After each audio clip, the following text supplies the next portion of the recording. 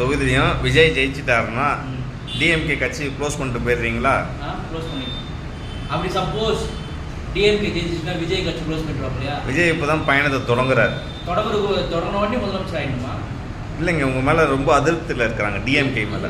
அதிருப்தியில் தான் 40க்கு இப்போ ஜெயிச்சிடறாங்களா?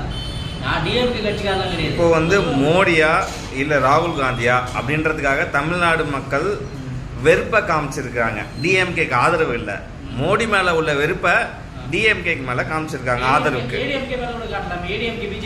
ஏடிஎம்கே மோடியும் ஒரே மாதிரி தான் செயல்பாடுகள் எல்லாம் இருக்குது, இருந்தும் இல்லாத ஒன்று அப்படின்ற மாதிரி இருக்குது தமிழ்நாடை பொறுத்த வரைக்கும்.